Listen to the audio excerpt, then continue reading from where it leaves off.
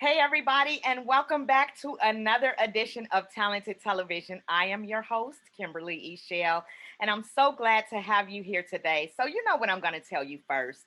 First, I'm going to ask you to please go ahead and press that subscribe button and the little bell so you'll know when new episodes are coming up. So, today I have a treat for you. I am super, y'all know my word, I'm super excited. So hang in there with me. We'll be right back.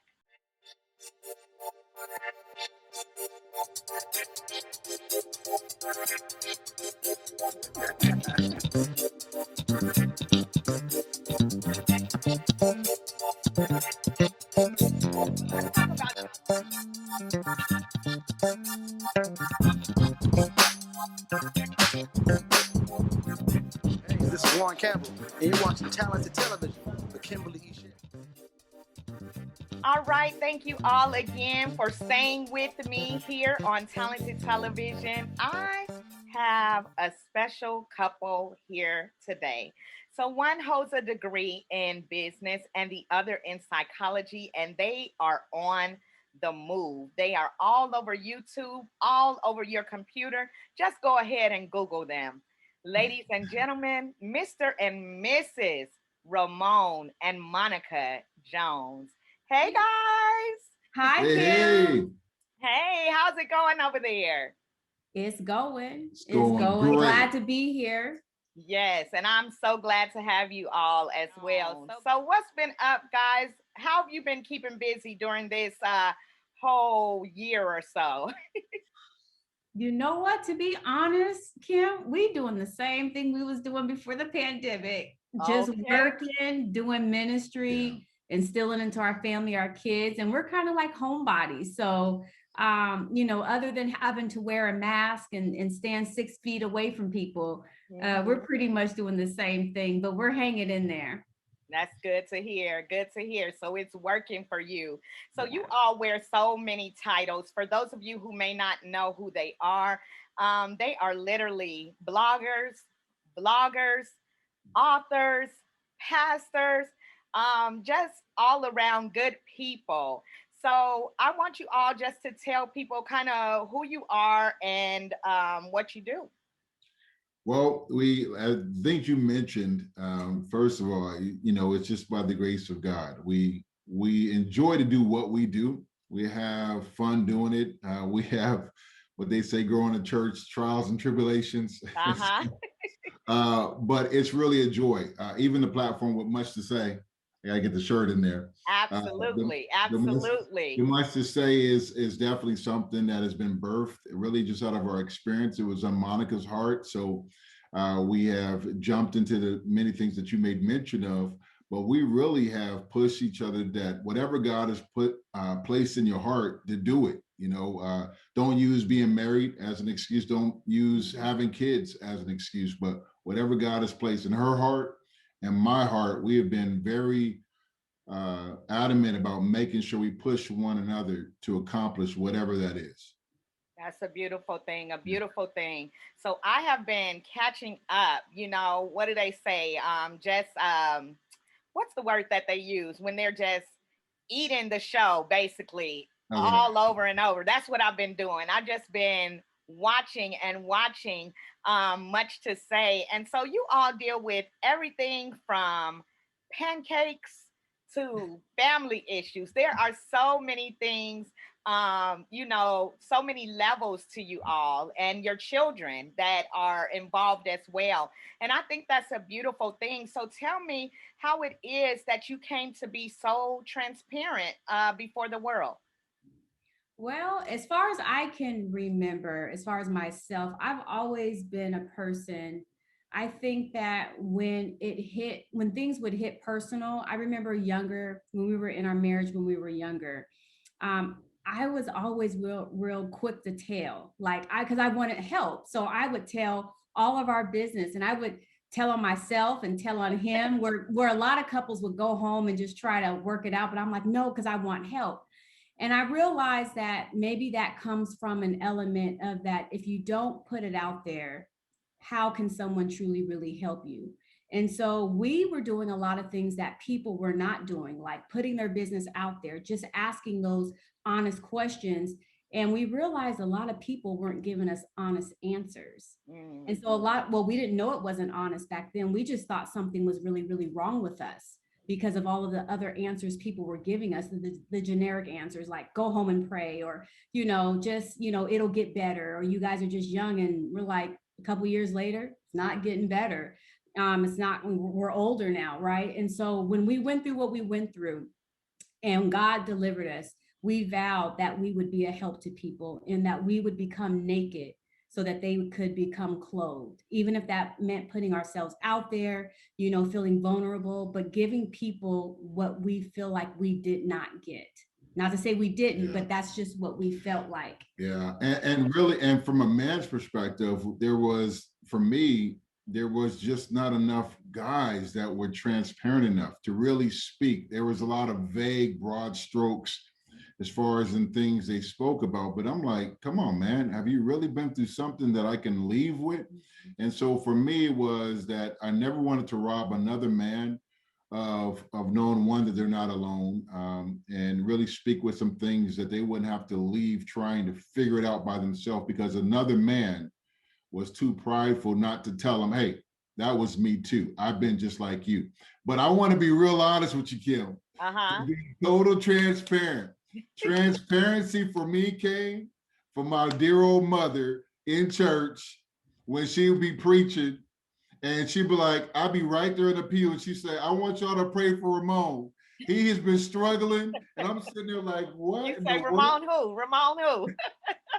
And just tell all my business, right? And then or when I would fly back to town and people would be saying, we've been praying for you. And I'm like, praying for me for what? Oh, your mom told us last night when she spoke. I'm like, what? Wow. So we're used to our business just being blast. So listen, I said, instead of somebody else blasting my stuff, I'd rather testify and overcome him by myself. So yes, you might as well put it out there so it's out there, right? That's right. That's right. Absolutely. So I know, by watching the show, and then also because of what you've shared today, that Much to Say was began as Monica's dream. And so I know, Ramone, in the beginning, you said that you didn't really want to, you like, I don't know. I'm sure, like you said, your mom had been putting things out. But how important is it for a spouse to support the other's dream? And then also, how has your life changed since you said yes to the dream? um, we get into marriage, and a lot of times it's flip flop. We want the wife to support the man, right? And this is my vision and what I have. But what happens when God gives you an incredible woman, that although that she's married to you, God still has given her dreams and aspirations. And this was something that God placed on her heart. Yes. So, I was more like, well, then you do it then, go help all those women. Yeah, go, yay, go help those women. And she was adamant that, no, this is us, and I struggle with it because being a preacher, talking about struggles and talking about things that you didn't overcome, you in certain circles, you're not respected. Absolutely. Okay. Absolutely. That's the reason why when I would go places, people would paint with broad strokes, is because of the positions that they held. However, as being a preacher, being in business, doing and being in certain music and struggling myself, I realized I wasn't the only man. And I've seen plenty of people, preachers, you name it, that have had personal struggles. And I took it from the perspective of, let me be a voice that you can hear somebody sharing the truth. And maybe you don't have to raise your hand and say that's me, because it's not about embarrassment, but that it can give you something that, although you're a public figure, it can help you privately. So it's helped me tremendously. It's helped me to encourage every man that has a wife that's incredible, to push her, that sometimes what God has gifted me and given me the ability has been because of her obedience. Absolutely. And so it's not about who God, or that didn't come through me. No, it's, if God is speaking to this house and he used you, I'm okay with it. You know what I That's mean? It's beautiful. best for us to submit to it. So it's changed my life tremendously. Respect for her. People that have been reaching out, people that you would say, I didn't even know you were reading this stuff. Hmm. People ordering books saying, please, it's helping us. And I'm sitting there like, wow, you never say nothing publicly, but this is exactly what I was dealing with.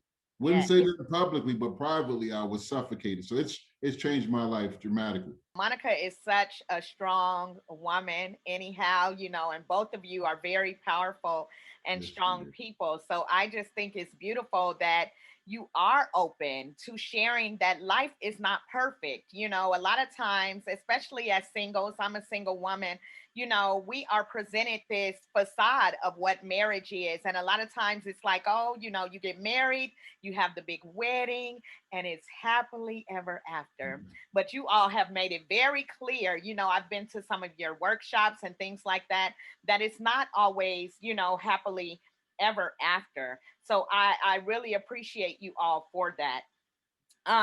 So going back to some of the things that you all have been through and that you have shared, I was watching one of your videos.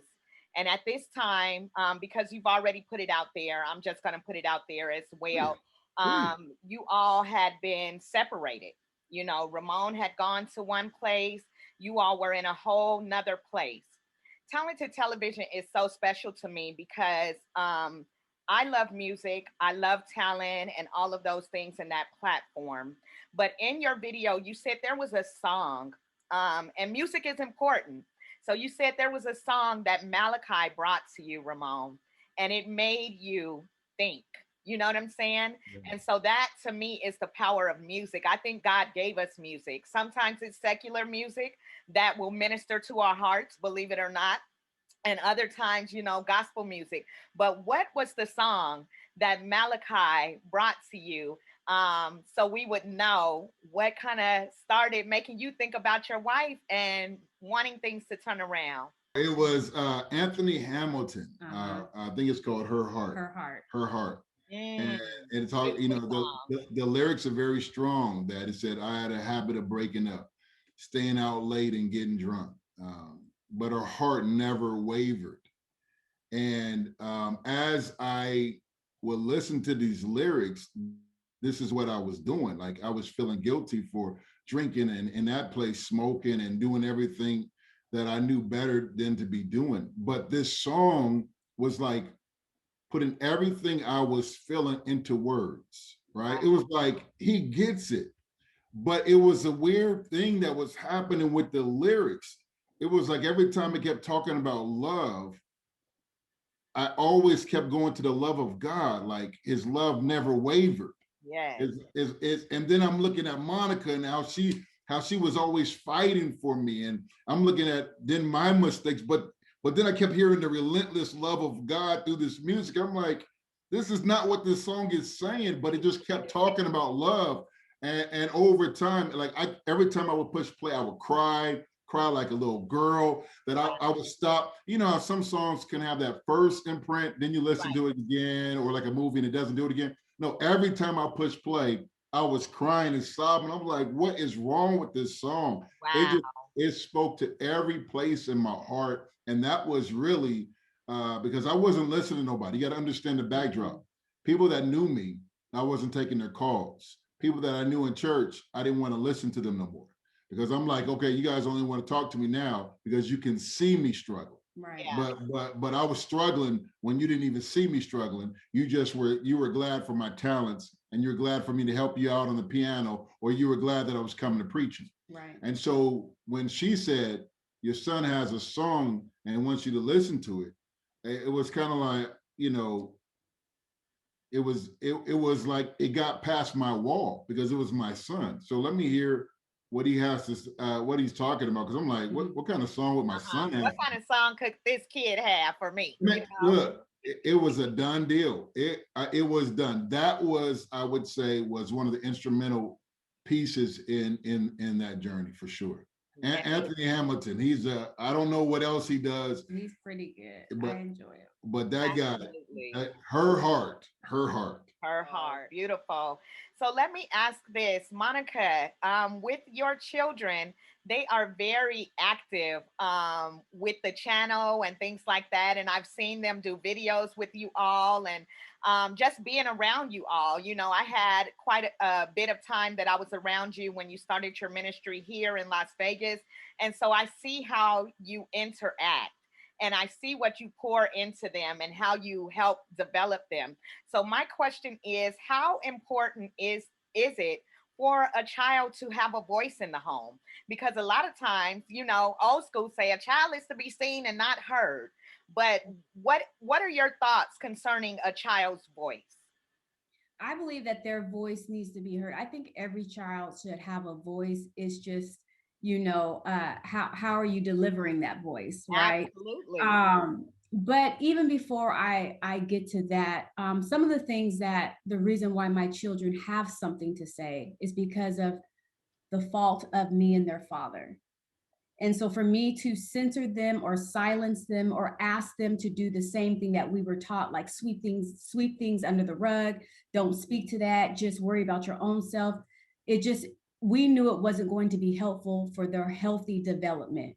And when we sought help and when we were getting counseling, the counselor told us that we were going to have to work with our children, that children are resilient, they bounce back, but Mhm. only when behaviors are stopped, and then you help work through those past behaviors to help them process things accordingly. Their minds were so young when we were going through what we were going through, and if we would have left it up to themselves, just to process it, God only knows where we would be today. So one of the things, the reason why they speak to a lot of stuff, when we started Much to Say, they came to me, Monique and Malachi. This is when I was staying at home. I was still, at home with them all day. And they came and they said, Mom, we want to do something to be able to help other kids that might be like us, that have Wow. experienced things. And I was like, go for it.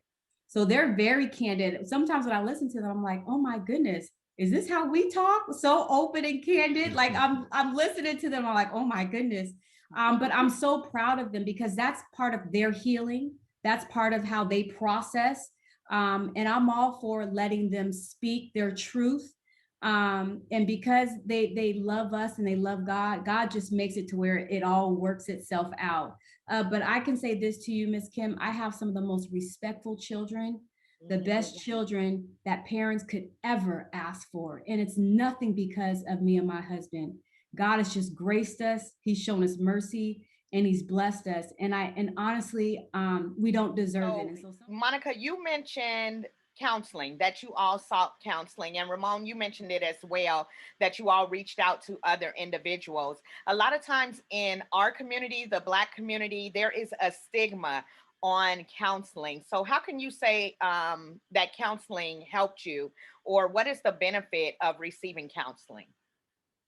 Yeah, I would say and I can just speak, I'm going to speak from a male perspective.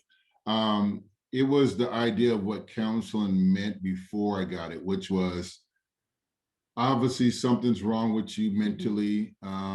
And you're crazy, and then you only go get counseling to help you out with your crazy, right? And when I went to counseling for the first go around, I was very apprehensive and I was stubborn, and and I wasn't the one with the problem.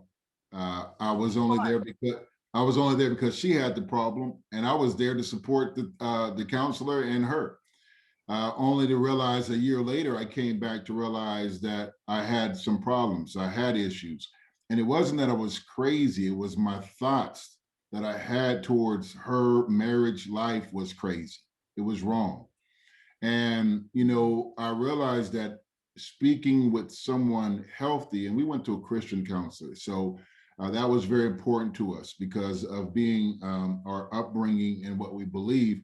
I wanted to make sure we didn't have something, and it wasn't somebody we knew, because I didn't need somebody because of kind of who we were before we left. A lot of people knew us. Right. I didn't want, so there would be counseling with a bias, if that makes sense. Absolutely. I needed counseling to be, I don't know you, I don't care who you are, this is what's right, right? And so that was very helpful for me because sometimes we'll get counseling from somebody that will side with us, right? I'm gonna go to my pastor, but but you and the pastor are almost like best friends. That's not fair. You know what I mean? No shot against anybody that's getting counseling from pastor. I think it's a great thing. But if that's your dad, it may be a little bit biased. Just being Uh-huh. honest. So for me, going outside was very humbling. Actually, what I thought was the issue, it was the fruit of it that it had me going back to really dealing with Ramon and unraveling things in my personal life. And that was where it was an eye-opening experience. It wasn't that she didn't have things she needed to work on, but I realize now that what we were dealing with was only the combination of all of me struggling with me and then bringing all of that into a marriage. That was very dangerous because we got married at 21. So being 21, being young, not being mature as a man, having issues already from my teenage years, then Yeah. getting married because I was saved and wanted to do it right, only to realize I didn't have the tools, nor was I properly equipped to handle something as mature as marriage. And so something as valuable as it was, I was treating it like it wasn't priceless. And that was my mistake. So going through counseling allowed me to be able to think and to see myself. And it gave me some great tips and tools that I realized that it was very therapeutic and it was very needful. Matter of fact, the Bible actually says in a multitude of counsels, there's Yeah. safety. However, again, when we want to select our counselors, then it's to our advantage. However, I believe when we go and sit and humble ourselves to the help of that person that is really educated to do what they're doing, equipped to do what they're doing, then it can help you to navigate through and process things rightly dividing. And for me, that was very much needed. And so now I embrace it. I would encourage anybody and everybody, sit down. Matter of fact, you don't do it because something's going on. Do it because everything's right, right? Do it because you are doing okay. Just it's good to have check-ins. It's good just to have spot check-ins and go to seminars that deal with counseling and get that healthiness, because if not, then when you only see discipline as I did something wrong or dad the bell, oh, I'm a bad kid. Well, see, now you got the wrong idea of discipline, right? It's to correct, it's to redirect in some areas. And so for me, counseling meant you were crazy, stupid, something was wrong, instead of it's a healthy thing. It's a spot check. So for me, it was needed. And I thank God that I actually submitted to it. Very good. Monica, what are some of the tools that you learned in counseling? I learned one good one. I'm gonna play with you a little later, but Oh, I'll leave that one out. I'll leave that one out. But one thing that I did learn was that there were some things within me that I had to deal with that were separate from him. And so when he had left, I decided to get help from myself. And when I was starting to, and when I went to the counselor, I started talking about him, him and I, and he was kind of like, nope, let's talk about you.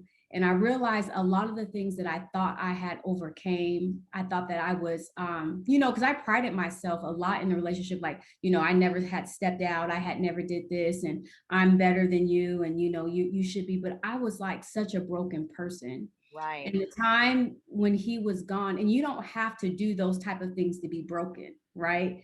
Brokenness can manifest itself in other ways. And so while he was gone, I was working on me and God was working on me. And what that did, by me allowing myself to separate myself from him and even the trauma of what we were going through in our marriage, it strengthened me to know who I was as a person, as a child of God, as a princess, and who I am as a wife.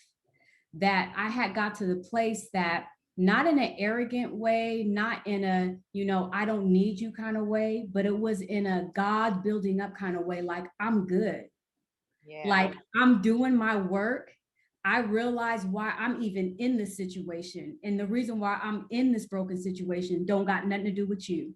It had everything to do with what I was allowing. And when I got that peace and that fulfillment and knowing that I did not and that I could survive as well, learning and watching God provide and do. Now it was like when I made the decision and when we made the decision to come back together, it was strictly off healthy um, decision making or healthy concepts, such as we want to be together.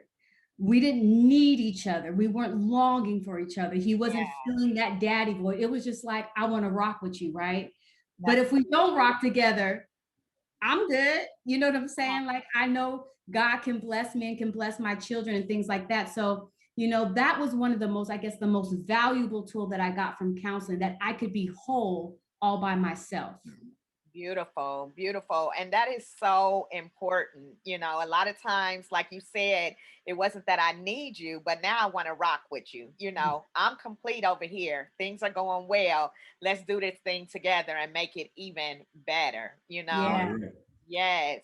So I have some questions for you all that came in from some of my viewers. I put it out there that I would be meeting with you too. And Uh-oh. so let's give you a few of their questions, okay? Okay. Okay. All righty. So I have one viewer that said that they are sort of in a situationship, okay? So they're asking, is it okay being in a situationship for them to purchase a home together or to live together? Oh, let, What do you let me think that? can I talk? I feel like I'm talking to a lady right now by that. Can I just say Don't something? assume. Oh, I'm gonna assume. I'm going to assume. I'm gonna jump right out there. This is what I would say. Oh, Okay. heck no. Okay. I'm just gonna jump out there and say it. Listen, let me tell you something. If somebody respects you enough that they like you and love you, then they'll want to do the right thing. You know what I'm saying? A lot of people want to try it out and test drive it Mm-hmm. to see if they want to purchase it and really buy it and spend the rest of their life with. The problem is that when you make it that easy, let me tell you something about men. If they don't have to commit, they won't. That's good, Ramon. Say that If, one more time for those in the back. if they don't have to commit, most men, I won't say all because I don't want no brothers emailing me and texting me say, hey, Uh-huh. that ain't me. Most men, if they don't have to commit, they will not. And because standards are so low, you're not bringing the best out of that man. Mm. Once you don't put the value on yourself, that you're not that type of person, I don't roll like that. I'm sorry. How dare you step towards me like that? How dare you even suggest something that low and demeaning towards me? You got to Wow. understand, then that wouldn't even be a conversation, because once he sees the value, men will get their acts together when they realize that they really have a good thing. Matter of fact, they may like all of that crazy stuff out there, but when they really come home, they want somebody that is sound, that knows who they are, that is not easily belittled, that is a queen and knows who she is before you even get with them. That's who you want. Now, a manipulator and a controller wants somebody that does not know who they are, because they Mm. want to milk you for everything you got. Wow. Watch out, ladies and gentlemen out there. Watch out, right? She wants to add to No, that. I She just want to wants give to add. just a little bit, same concept, just a little bit of different perspective. Okay. Also, too, I share with people that sealing the deal, of course, is marriage, right? And we know that marriage, hopefully marriages would last for a lifetime. So we put that in the category of sealing the deal. When you go out and make life decisions, such as buying a home and putting your finances together, and you're just what we call in a situationship, let's say you need to get out or you need to end it, you put yourselves in these impossible situations just to kind of break free. And we counsel so many people that find it impossible to leave their situation, Wow. but because they've gone out and made bad decisions that they Mhm. should not have done. I mean, when you're tied to a home, you're tied to kids, you're tied to all these things that should only be a part of like marriage. When you've decided to really like be together, you've done all this stuff outside of the season it should be in, and then it's hard for you to make simple decisions like stand up for yourself, and I'm not going to tolerate that, or maybe this isn't what God would have us to do, and maybe we should pursue other things. But now you've intermingled yourself and you've made it difficult, so now you Right. feel stuck. And now you feel like you got to continue on with stuff. And so we share with people, don't do all that. Yeah. Wait, just wait. See what happens. See if there's going to be a commitment. And then once that commitment comes, then go in and do that. And that's not even for people that are living together, even business decisions. You got to be mindful. You Mhm. know, there's opportunities and things that that we could do, but you just sometimes got to be careful because you just don't know how long situations or relationships will last. And you don't want to make it difficult to get out if you have to. It's good. That It's is good. good. Very good. Very good answer, you two. So, another viewer asked, how do you become a good mother or father? How do you become a good parent? I can't say how to become a good parent. I can just share my experience. I remember when this was before Ramon and I had gotten married, and I'm gonna just be very honest. We were having sex, right? We was having sex What? He before said, we got married, and we never had used protection but I never got pregnant. What kind of show? Listen, and we never had got pregnant. And so I was thinking something was wrong with me. I was thinking something was wrong with me. So I remember laying in my bed one day and saying, God, if you bless me with kids, I promise that I will do everything you give me to do, and I will do what your word says. Not just because I want to have kids, but I realized I didn't have a father. There was things that I was missing. And so my prayer was that I want my children to have a father too. And so it kind of started from there. And then so when he blessed me to have kids, there was this strong conviction of like, remember what you said? yeah. Remember what you said? So I've made it my mission to try to please God in raising my children. Everything we run through the word of God. I mean, every day it's a sit down session. I labor with them. Just what the work that I felt like maybe that I would have liked in my life or what I didn't get, I try to do that for my children so that I can lay down at night, or if I was to pass away, that I can feel like I did all that not that I'm perfect, but that we've done all that we needed to do for our kids. And I just live my life like that from minute to minute. When I see that they need to be ministered to, I stop what I'm doing. I still, even though I go out to a job, I still believe ministry starts at home first. I'll stop what I'm doing. I'll leave a meeting. I'll get in my car and go home. Girl, I'll quit. I know that's right. If it came between my job, my career, and having to minister to my children, I've done it and I'll continue to do it.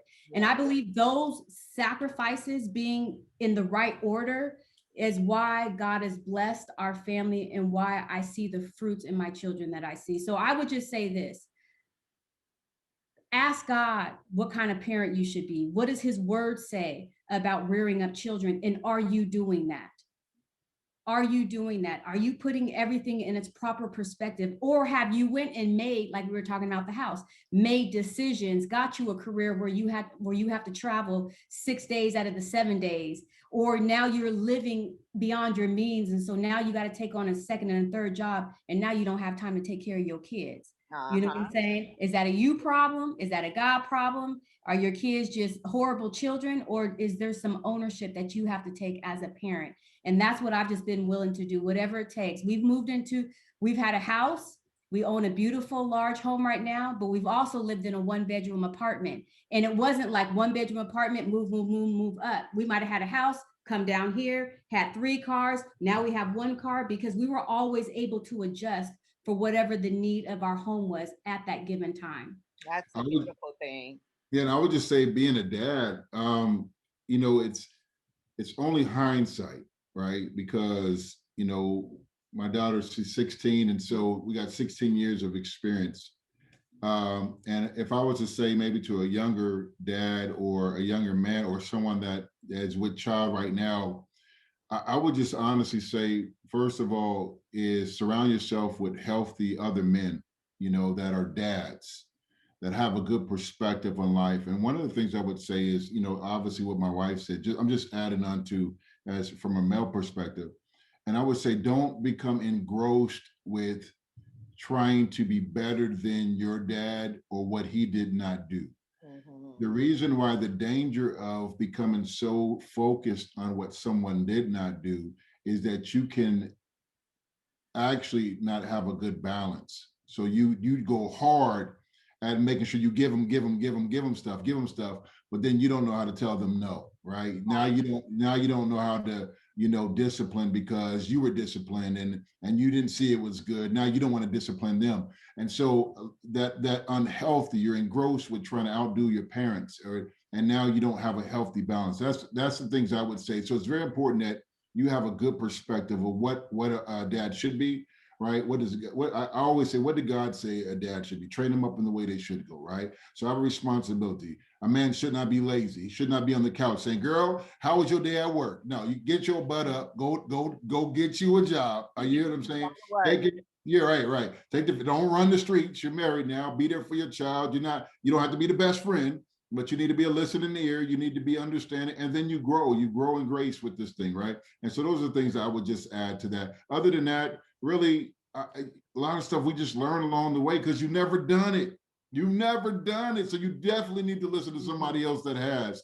Because I remember, Kim, when we had our first child, Monique, and I was like, man, I'm looking at how much Skrilla I'm making. I'm like, Lord Jesus, I need some help. And then Malachi, she was pregnant with Malachi, and I'm calling my dad. I'm like, Dad, she's pregnant again. How we gonna do this? And he said, son, we had 7 of y'all. He said, and the Lord made a way. Yes. On every one. So now, will provide. Yeah. Right? Now he didn't tell me how, because I was like, okay, God, okay, Dad, he's gonna provide, but how, Dad? Because I don't got the money for it. And all he told me, again, another man, another dad that been there before I've been there, he gave me some advice. Keep going, and he's going to make provision. And he has. He has. I didn't have to bail out on my family. I didn't have to say it's getting too difficult. I'm done. Well, right.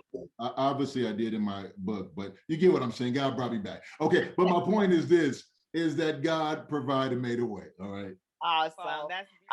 Let's see. I'm going to give you all another question. We have a few more questions, so let's go ahead and get through these. And then I have a question. Some of our viewers, like I said, knew you too. And so they wanted to ask you a question as well. But there is a viewer that has a child. This is another kind of deep question first. So there's a viewer that has a child, only wants to marry because of the child. They're not really in love. So should they get married? I guess my question would be, well, why are they not married? Like, what are the extenuating circumstances why they are not married? I think a child, the best environment, I believe that the best environment a child could have is a healthy environment. Ideally with a mother and a father that love them and that will work together to raise that child and to be that family that, God is requiring really of all of us when he's talking about being fruitful and multiplying. But I'm not a big advocate of marrying just because of the image of what it looks like, or just to tie up loose ends if it's not a healthy relationship. If there's any type of unhealthiness, that is actually damaging to a child. It's more damaging than that other parent not being present.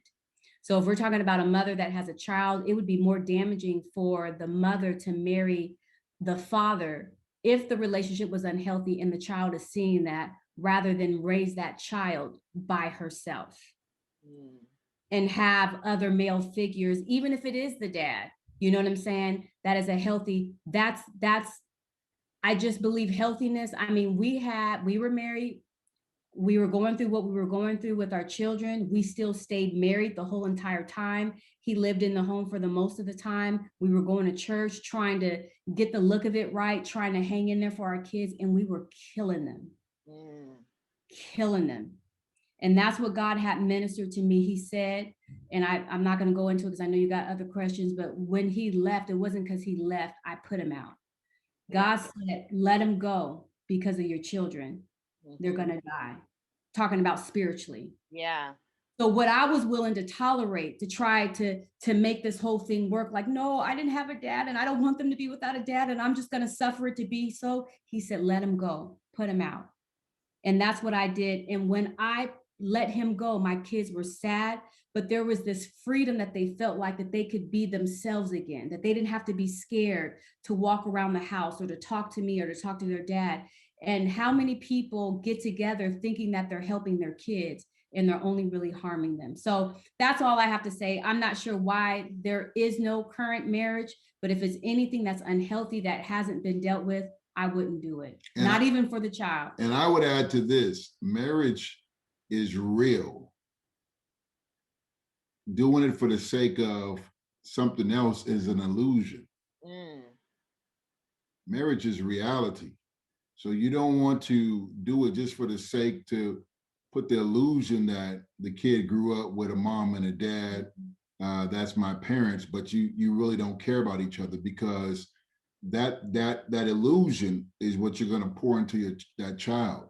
Right. Is that it's not from an authentic place. So maybe I should have had this baby in wedlock, but you didn't.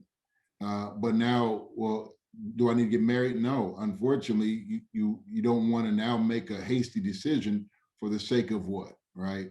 Right. Marriage already of itself has its own ups and downs and challenges and things that come against it, right? It's a vow, it's a commitment. And there's other ways to make sure that child healthy relationship, that mom and dad can still stay healthy towards one another. They can still do what's right and make sure that child is getting the love that they need. But that's a major decision just to be doing it just for the sake of. And at the end of the day, Kim, when you marry for each other, because that's the union that really God is honoring. When my kids get grown and they leave, it's going to be being my husband. Yes. So if I did it for any other reason, that has already made the marriage foundation shaky. Because regardless of my children, what they do, what they don't do, this is the relationship that has to sustain itself.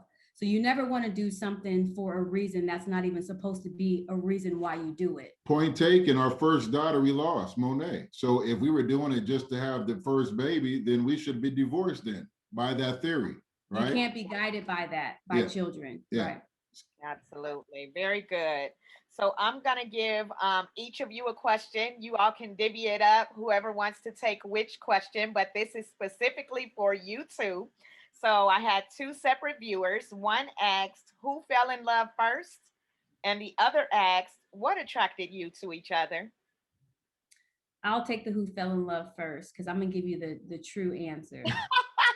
Yes, Monica. This one I can speak very, because it's God is my witness. Right. Wait. Yes. You don't witness for me too? Well, listen. We got together when we were 16 years old. As much as what we know, 16. I was already in a teenage situationship, right? But I had came to a school that he was going to. I had transferred schools. And before I could even get my foot in the door, he had already put his mark on me. People were running up to me. He had a friend that was like, oh my gosh, she looks like Aaliyah. We're going to get with her. I'm going to get with her. And he was like, nope, she's mine. I'm not even joking, Kim. Wow. From day one. And when he kind of like did that and put so much effort, when I say he took care of me, he made sure I had rides home. And all that stuff. When I tell you, I supped it up like a broken little girl sponge. I'm telling you, wow. I did. And so it's kind of bittersweet, because it was such a beautiful thing. For as much as it could be beautiful, no, she said one person. As much as it could be beautiful, but then again, it started to, fill some father voids that I didn't have, which led us down some unhealthy pathways. But I will say, he was the aggressor. He fell in love first. Look, she say, I said what I said. I said what I said. Now I'm big enough to let you know that there is no, you got your own question. Move on, host. Move on. Look, move on. He don't want to just rest in it, but sometimes I don't know if that's a man thing. It's all right. You're supposed to pursue. Yes. You're absolutely. You trying to say? So we're going to the next question. There you go. See, we're about to have some conflict. Go back to question A, Ramon. You got to go to question B. Okay, so there's no tagline on it. So I'm struggling. No reason. Your question is, what attracted you to each other? And don't you try to tie it in no other kind of way either. Well, that's the preacher in me. I'm trying to figure out how to tie it in. I would say this. I saw her at JCPenney. Okay. And so when I saw her, she saw me seeing her. And Ramon, don't you try to Don't sing like do no it. pastor, She gonna trying to mute loop you. everything. No, This no, is no. no. I it's a, see where you're trying to go, sir. I was attracted to her because she was beautiful. She just had a natural beauty about her. And upon conversation, I realized that she was a decent person at the time. And I said at the time, yeah, because we went through a lot. So it was a bunch of, I mean, it's in So our this story. was later on then, after the 16-year-old. No, this is at 16. This is what attracted me to her was just meeting her at the very first time, right? This is before the transfer to the school? Just JC Okay. Penney was before the school. So I met No, her. Kim, it was a day before. He saw me on Sunday at JC Penney, and then Monday Yes, I came to the school. Just answer the question. but my answers are far better the way I tell them. Okay. Oh my goodness. Okay, I'm trying to loop it all together. I'm All listening. right, so on Sunday I see her. I'm Uh-huh. going to the mall with my older brother. I see her, and so I'm attracted to her because I remember who she was. No, it was really Monica's beauty, and really just the fact that our when we went out, we went out on our little date to make a McDonald's, and that I was balling, so I was able to buy two number ones, Two number Come ones. on to number ones at the number ones mall. with no onions and no pickles, Look and at you. and Biggie size. When they were when the whole meal was only $3.23. It don't matter. Literally. Don't I matter. remember. Don't matter. I could have tipped them if I could have tipped them if I wanted to. And so just the fact of just we would talk for hours, literally for hours. Even to this day, we would get in conversations and just talk about what's going on, her life, my life, and just get in the moment. I go out of town or she's out somewhere, we will literally just talk. That's just been one of our things. So that was one of the things that attracted me to Monica. Yeah. That's beautiful. Beautiful. Look, we got the answer. We got the answer. I'm going to give you all, I have two more questions, but I think I'm going to wrap it up with this last question. And then we're going to get to another part of the show. Yay, yay. So, question for you came in from a viewer. Is there ever a point of no turning back in marriage or a relationship?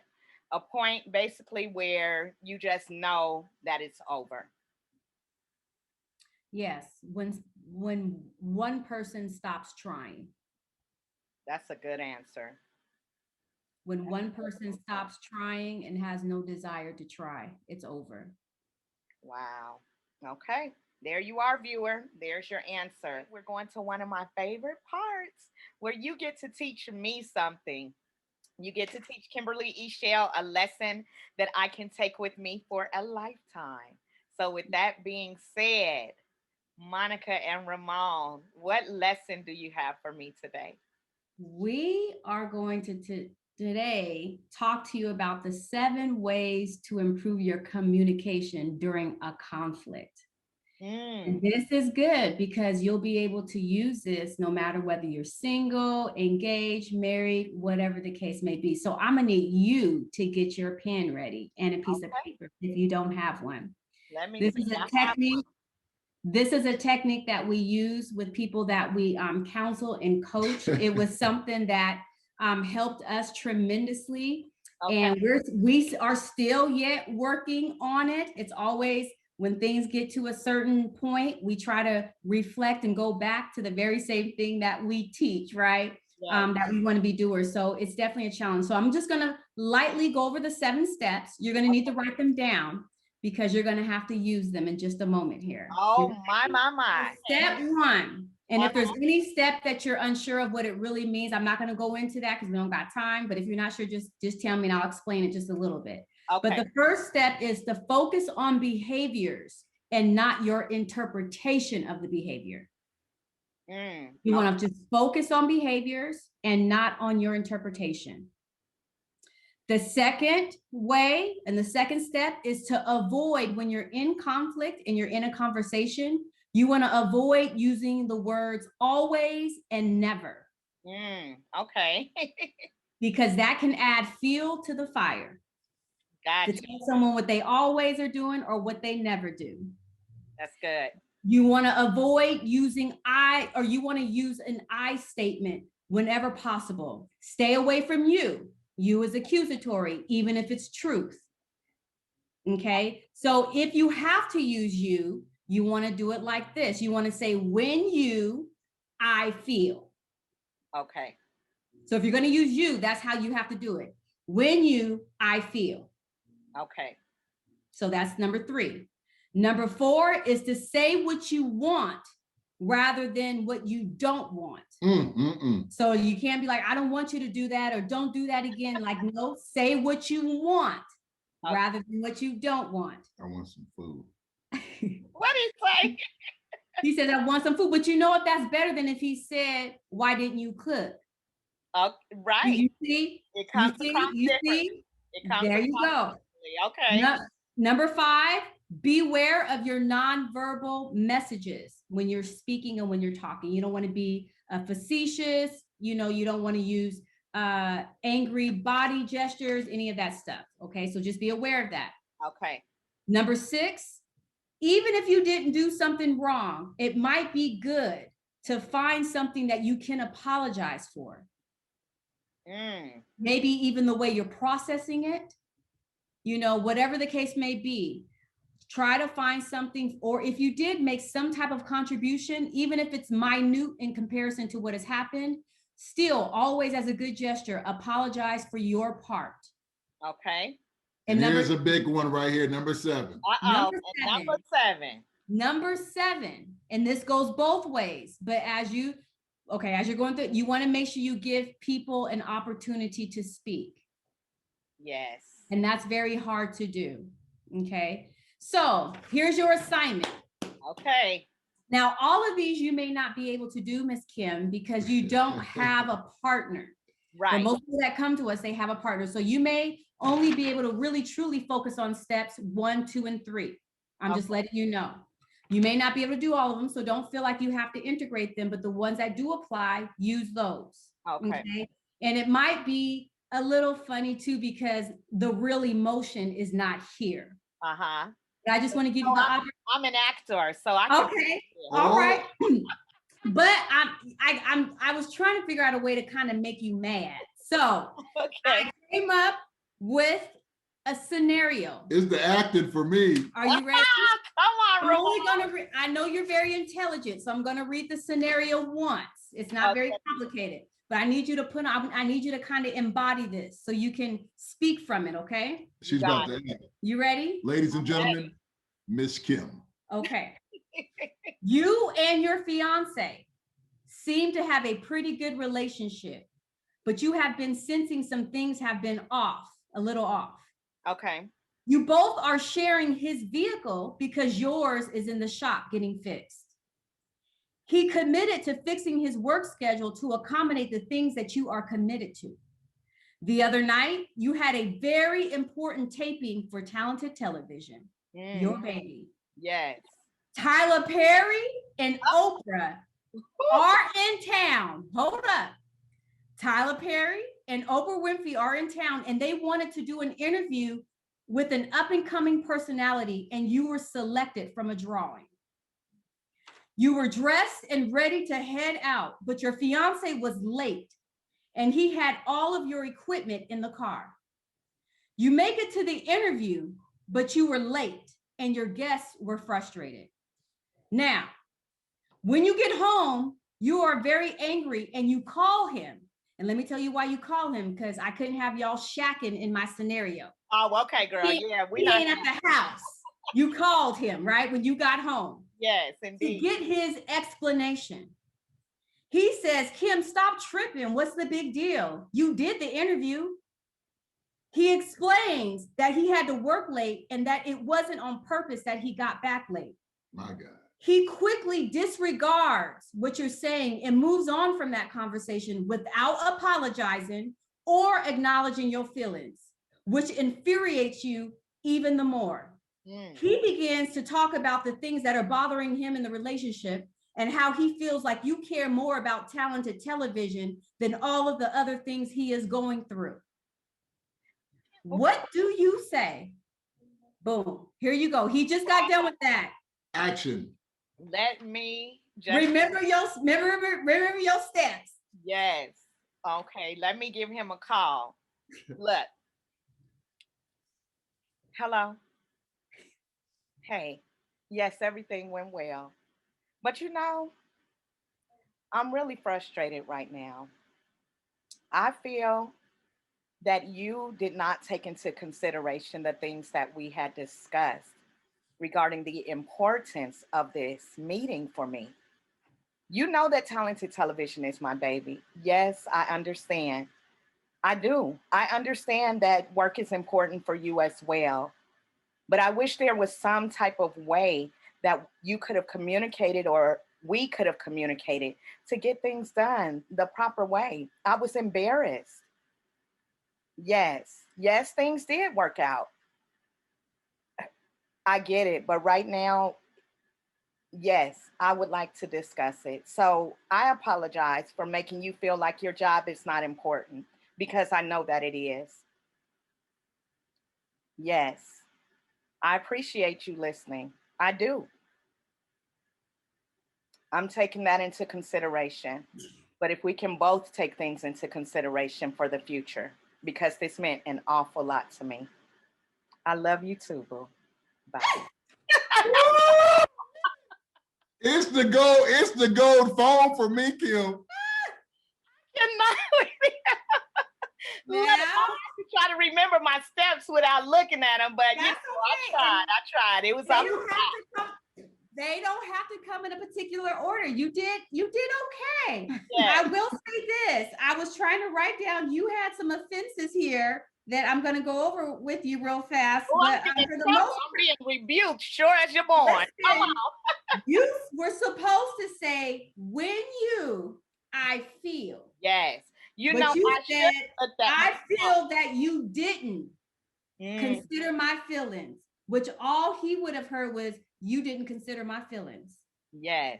You should have said, when you came late, I felt. Oh, there was no accusations there. You stated a fact. You said you came home late. But when you said, I feel that you didn't consider my feelings, you're telling him, you're accusing him of not considering your feelings. And that may not. That's why the phrasing is important on how you do it. Absolutely. Look, I was on the spot. I should have looked at my notes a little. That's okay. Because this is real. Look, I had no clue that this was coming. I just happened to have a notebook at my table, and actually my phone was here. So it worked. It worked. Oh, you're perfect. You did good. Yeah. Thank you. And you all did good. You all are amazing. Let me tell you, Monica, I don't even have, let me see. I don't want to say it that way. Let's just say you wrote that thing so good that I felt it. Okay. Come on. I felt it when I was writing it. I was getting all mad. Yes, indeed. I felt that thing. So I'm like, huh? You reading it, and I'm like, what? He did what? So yes, I appreciate that. That shows us how important steps like these are that comes from counseling, So I appreciate you all just for sitting down with me today, for sharing your heart, for giving sound advice. You don't get sound advice everywhere, but you are a couple that I truly trust. And I know if I send anyone to you, that they are in good hands, much to say. So look, I already know. Most times I ask my guests, where can we find you? But it's going to be much, the number 2, say.com. Okay. Yes, that's on your look. He got the shirt on. I know that's right. It's on their social media pages. It is on their website. You can purchase their books. They have music, and you can actually schedule some time to meet with them for counseling. And you saw the type of advice that they give today. Monica and Romone, do you all have any closing words for me? We would just want to say thank you so much for this awesome opportunity. We are celebrating you for what you're doing and how you're highlighting talent around this city. And I just pray that God blesses you for your commitment to exposing what God is doing here in Las Vegas. And may He bless you and bless this platform. We pray for anyone that is married. We pray that God will strengthen you and encourage you. We pray for those that are in some tough times. I pray that God will bring healing to you like He did for us. And those that are seeking, I pray that even in your time of waiting, that you will wait for what God has for you. Right. It will be worth the wait. Mm-hmm. And so my prayer is while you're waiting, that God will give you the strength and the grace you need to survive that season of your life. But thank you once again. We love you. We're excited. You are a songbird, and so we thank God you're a woman of many talents. We just seen it. You act and you sing and you host. My goodness gracious. Thank you so much, Kim. Thank you so much. I love you all very much and appreciate you Love you and too. what you're doing in the community and around the world. I know your name is out there. Your gift is certainly making room for you. So thank you again for joining me. And thank you to all of you that continue to watch Talented Television. I appreciate you. Again, if you are enjoying this content, dialogue with me, please. Leave comments, subscribe, talk to me. I talk back. So, again, thank you for watching Talented Television, and we'll see you next time. Bye.